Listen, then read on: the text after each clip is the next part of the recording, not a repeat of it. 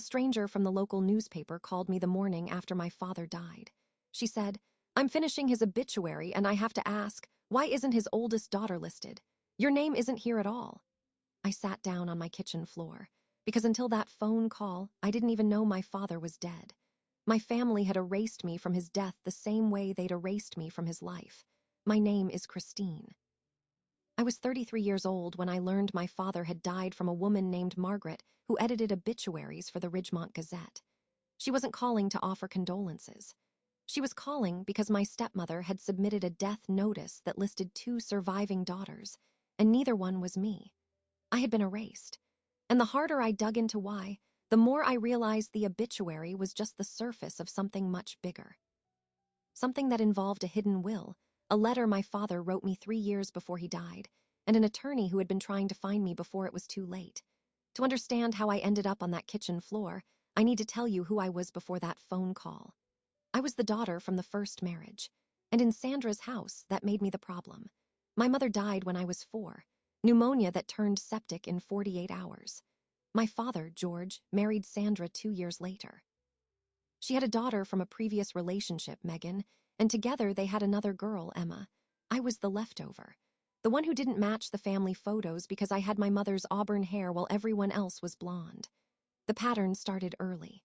If something broke, I was the one who got blamed. If there wasn't enough money for 3 dance classes, I was the one who got cut. At holidays, Megan and Emma got envelopes with crisp bills. I got a card signed by Sandra on behalf of my father because he was too tired to write his own name. I convinced myself it was normal. I told myself that blended families were just complicated. But the truth was simpler. I was the scapegoat, the living reminder of a woman Sandra could never replace, and my father let it happen because silence was easier than conflict. By the time I was 16, I had learned to make myself small. I stayed in my room. I ate dinner after everyone else. I stopped asking for anything. At 18, I left for college 600 miles away and never moved back. I called on birthdays. I visited every other Christmas. Low contact, but not no contact. I still sent my father cards. I still believed, somewhere deep down, that he loved me. He just didn't know how to show it without upsetting Sandra. 3 years ago, he called me. I remember the date. October 17th. It was a Thursday. His voice sounded different, tired in a way that wasn't just age. He said, "Christine, I need you to know some things I've been thinking about a lot lately." He paused for a long time, and then Sandra's voice cut in from the background. "George, your pills." And he said, "I'll call you back, sweetheart." He never did. That was the last time I heard his voice. When Margaret from the Gazette called me on a Tuesday morning to say my father was dead, I realized 2 things simultaneously. He had been sick for months, possibly years, and no one had told me. And someone had deliberately written me out of his final story. I called the funeral home. The director checked his records and said, "The family requested a private service. Immediate family only." I said, "I am immediate family. I'm his daughter." There was a long pause. "Ma'am, the woman who made the arrangements listed only 2 surviving children. Megan and Emma, I'm sorry." That was the moment the grief shifted into something else. Sandra hadn't just forgotten to mention me. She had actively erased my existence. And I couldn't understand why, after all these years, she needed to pretend I never existed. Then the attorney called. The call came on a Thursday afternoon, 2 days after the newspaper editor hung up. The man's name was Frank Dempsey. He was my father's attorney. "Christine," he said, and his voice was urgent in a way that made me grip the phone tighter. "I've been trying to reach you for nearly a month. I've left messages with your stepmother. I sent certified letters to the address she gave me. Every one of them came back refused." I hadn't spoken to Sandra in over a year. Low contact had become almost no contact, and she had never once mentioned an attorney. "She never told me," I said. "I didn't even know my father was sick." Frank paused. I could hear him exhale slowly, choosing his words. "Christine, your father changed his will 3 years ago. You are named as a significant beneficiary. I need you to come to my office as soon as possible. There are documents Sandra does not want you to see." I drove 4 hours that same day. Frank's office was in a small brick building downtown, and he met me at the door with a heavy leather folder. He was in his 60s, soft-spoken, with the kind of careful patience that comes from decades of watching families tear themselves apart over money. He sat me down and opened the folder. Inside was a copy of my father's last will and testament, dated October 21st, 3 years ago. 4 days after that phone call where he said he needed me to know some things. Your father left you a third of his estate, Frank said. The house, the savings, everything is to be divided equally among his 3 daughters, you, Megan, and Emma. He also left you a personal letter sealed to be delivered upon his death. My hands were shaking. I stared at my name printed in the document, right there beneath my father's signature. Proof that in his final years, he had tried to make things right. Then Frank showed me the rest. Sandra had been filing motions to contest the will, claiming my father was mentally incompetent when he signed it. She had been intercepting the attorney's correspondence, giving them a false address for me, telling them I had moved without a forwarding number. She had contacted Frank's office repeatedly, arguing that I was estranged, that I didn't deserve anything, that the obituary and funeral should reflect only her daughters. She forged your father's signature on a later codicil attempting to remove you entirely, Frank said, pushing a document across the desk. But the codicil wasn't witnessed properly. It won't hold up. What does hold up is the original will, and the letter. He handed me a sealed envelope. My father's handwriting on the front, Christine. I didn't open it yet. I wasn't ready to hear his voice in my head. Instead, I asked Frank to tell me everything. The timeline, the calls, the lies, and what he told me made my stomach turn. My father had been diagnosed with congestive heart failure 4 years ago. Sandra had managed his care, his medications, his appointments. She had also managed his phone. After that last call in October, she had blocked my number on his cell phone. Every time I called, it rang through to a voicemail that she deleted. She told him I wasn't calling. She told him I didn't care. When he lay dying in the hospital, she told the nurses I was estranged, that I had disowned the family years ago. She told Megan and Emma the same story. And she told the funeral director that only 2 surviving daughters existed. I had been erased at every checkpoint, not because anyone hated me, but because Sandra needed me to be gone. The money was one thing. But the truth was messier. She had spent 2 decades trying to overwrite my mother's memory, and I was the only piece left she couldn't scrub out. The will gave me a legal claim, a foothold back into my father's life that she couldn't control. So she buried the will, buried the notifications, buried me. I sat in Frank's office and felt something shift inside me. The girl who spent her childhood apologizing for existing was still there, but she wasn't running anymore. I asked Frank one last question. Where is my father buried? He gave me the name of the cemetery and told me the funeral had been held 4 days earlier. A private service, just like they said. Megan, Emma, Sandra, and no one else. I took the envelope and the copy of the will. I stood up. Frank said, "What are you going to do?" I told him I was going to visit my father's grave, and I was taking everything Sandra tried to hide with me. I was going alone. And I wasn't leaving until I had read every word my father wrote. I drove 4 hours to the cemetery with the envelope on the passenger seat and my father's will pressed flat against my leg. The gates were still open when I arrived, the sky shifting from gold to gray. I found his grave near the back, a fresh mound of dirt. No stone, just a temporary marker with his name and the dates. George Allen Morrison. It said beloved husband and father, but it listed no children. Sandra had controlled that too. I sat in the grass, cold and damp, and I opened the letter. His handwriting was shaky, the way it gets when you're holding a pen against failing strength. I read the first line and my throat closed. My darling Christine, if you're reading this, I'm gone and I'm sorry I never called you back. I think of you every day. I never stopped loving you, even when I was too weak to stand up to Sandra. I need you to know that I see now what I let happen. You were never the problem. I was.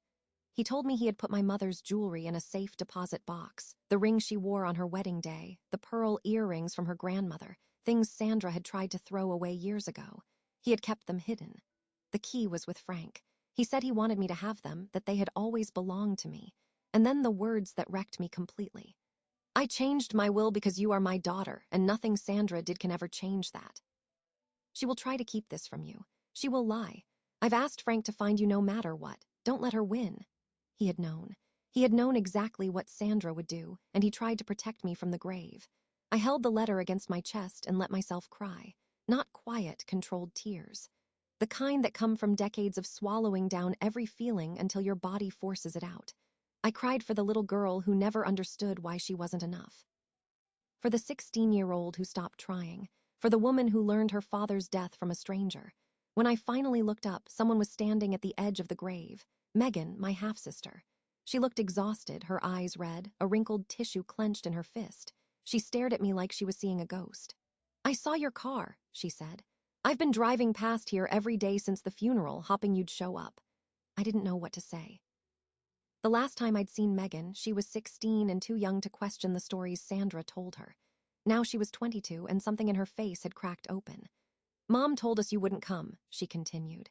"She said you didn't care, that you never called, that you were out of the family." Her voice broke. "But I found the letters, Christine. The ones from Frank that she hid in the garage, and the emails, and the blocked phone records. She lied to all of us." Megan sat down next to me in the grass. I showed her the will. I showed her the letter. She read it with her hand pressed over her mouth. When she finished, she looked at me and said the words I had waited 20 years to hear from someone in that house. "I'm sorry. I'm so sorry we let this happen to you." We stayed at the grave until the light was almost gone, and then I asked her where Sandra was. Megan told me she was at home, meeting with a lawyer, trying to push through the forged codicil that removed my name from the estate. Sandra was still fighting, still erasing, still counting on the fact that I would never find out. But I had found out. And I wasn't the only one anymore. We drove to the house together. The house I grew up in, the one where I was always the intruder. Sandra's car was in the driveway. The lights were on in the kitchen. Megan walked in first, and I followed. Sandra looked up from a stack of papers and saw me. Her face went white, not from guilt, from calculation. She was already reaching for her phone, already shaping the lie. "How dare you show up here," she said. "After everything you put this family through, the will is being contested. You're not getting a penny." I didn't raise my voice. I placed my father's original will on the table, then his letter, then the statement from Frank confirming the forged codicil and the blocked correspondence. "You can contest the will," I said, "but Frank tells me that tampering with a decedent's legal documents and intercepting an attorney's certified letters both qualify as fraud. You've already lost, Sandra. The only question is whether you want to lose in court." Megan stood beside me. Emma, who had been upstairs, came down and saw everything. The papers, the truth, her mother's face. Sandra's composure shattered. She started screaming about loyalty and betrayal, about how I had always been the one who ruined their family. But for the first time, no one was listening. Megan took my hand. Emma just stood there, frozen, trying to understand. I picked up the letter and the will. I looked at Sandra one last time. "My father wanted me here. I'm not the one who tried to steal from a dead man." I walked out into the night. Megan followed. And as we stood in the driveway, the house that had never felt like home behind us, I realized that the obituary was never the wound. It was just the first page of a story my father had been trying to tell me for years. Megan and I sat in my car in the driveway of the house that had never been mine, and she held my hand like she was afraid I would disappear again. She told me everything she had pieced together over the past month. The hushed phone calls, the locked office door. The day she found a stack of certified letters in the garage, all from Frank Dempsey, all stamped refused.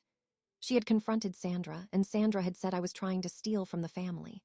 That was the story, the lie that held for 2 decades. But holding a stack of unopened letters from a lawyer marked urgent changed something in Megan. She stopped believing. I told her about the obituary, about Margaret, the editor, who called to ask why my name was missing, about how I learned my father was dead from a stranger. Megan closed her eyes and pressed her forehead against the dashboard. "She told me you didn't want to be notified," she whispered. "She said you made it clear years ago." The sheer architecture of the lies was staggering. Sandra hadn't just excluded me. She had built a parallel reality in which I was the villain, and my absence was a choice I made. And everyone in that house had believed it because Sandra was loud and consistent and never let anyone compare notes. We called Frank from the car. I told him Megan was with me, that she had found the letters, that she was ready to testify if necessary. Frank's voice was calm and precise. He said the original will was airtight. The forged codicil would be dismissed by any probate judge. Sandra's actions constituted fraud, possibly elder abuse, if we could prove she had isolated George from his biological daughter in his final months. And the safe deposit box with my mother's jewelry was still sealed, waiting for me. The next morning, Frank filed a petition for probate of the original will and served Sandra with notice of pending litigation. The letter outlined the evidence, the intercepted correspondence, the forged signature, the false statements to the funeral home and the obituary editor. It ended with a question: would Sandra like to settle quietly, or would she prefer a public trial where all of it would come out? Sandra folded in 48 hours. She withdrew her contest. She agreed not to oppose the original will. She even paid the funeral home to add my name to my father's death record. But she never apologized. Not to me, not to Megan or Emma. Some people will burn every bridge before admitting they built the fire. A week later, I returned to the cemetery. The grass over my father's grave had settled. The temporary marker was still there. I brought flowers, and I brought Megan and Emma. Emma, still shell-shocked, still trying to understand how her mother could have done this. We stood in an awkward triangle, bound by blood and bureaucracy, and the unraveling of a woman we'd all loved in different, complicated ways. That same day, I went to Frank's office and opened the safe deposit box. Inside, nestled in faded velvet, were my mother's things. Her engagement ring, a delicate gold band with a small diamond that caught the light. Her pearl earrings, slightly yellowed with age. A silver locket with a photo of her holding me as a baby. And tucked beneath the jewelry, a second envelope in my father's handwriting. This one was dated 2 years earlier than the letter I had already read. It was shorter, almost a journal entry. I watched you leave for college today, he wrote. Sandra didn't come, she said good riddance, but I watched from the driveway until your car disappeared. I was a coward, Christine. I've always been a coward. I hope someday you forgive me anyway. I realized then that he had been writing to me for years. Little notes he never sent, letters he hid. A man so controlled he could only speak his truth in hidden words and secret deposits. But he had spoken. Over and over, and Sandra had never found them all. Frank helped me close the estate. My share of the inheritance was just over $60,000, not life-changing money, but enough to pay off my debts and give me room to breathe. The house went to Sandra. The furniture, the photographs, the life I had been excluded from, all of it stayed with her. But the things that mattered, the jewelry, the letters, the will that proved my father wanted me there, those came with me. And 2 weeks after I first got the phone call, the obituary ran again in the Ridgemont Gazette, a corrected version. It read, George Allen Morrison, survived by his wife Sandra, his daughters Megan, Emma, and Christine. Margaret, the editor who had called me and changed everything, told me the correction was her idea. She said, the obituary is the last document of a life. It should be truthful. I framed that clipping. Not because it fixed anything, but because it was the first time in my adult life my name had appeared in a family record without being crossed out. I visited my father's grave one final time before the headstone was placed. I brought the jewelry, wearing my mother's ring on a chain around my neck. I read him the corrected obituary aloud. And I told him I forgave him, not because he deserved it, but because I deserved to stop carrying the weight of his silence. The obituary was never the wound. The wound was the years of erasure that came before it. But erasure can be reversed, slowly, name by name, truth by truth. I used to think that obituaries were just announcements. A name, a date, a list of survivors. But now I understand they are the last story a family tells about itself. And who gets included in that story, who gets left out, is never an accident. My father tried to include me. It took a newspaper editor, an attorney who wouldn't give up, and a sister willing to question everything she'd been told, but his words finally reached me. Not just the will, not just the jewelry, but the letters he wrote in secret, the ones Sandra never found. He was a flawed man who couldn't stand up to his wife in life, but in death, he made sure I knew I was loved. That matters more than I can explain. If you are listening to this and someone has tried to erase you from your own family's story, I want you to hear something. You are not invisible. The truth has a way of surfacing even through the smallest cracks. A phone call from a stranger, a misaddressed letter, a name in a will that someone tried to hide. You belong in the record of your own life, and no one has the right to cross you out. I'm Christine Morrison. That's my real name. And sharing this story is my way of making sure no one erases it again. If this story meant something to you, tell me in the comments. Have you ever discovered a family secret that changed everything? I read every single one. And if you want to hear more stories like this, hit subscribe. You never know when a stranger's phone call might change your life too. Thank you for listening. Keep your name written where it belongs.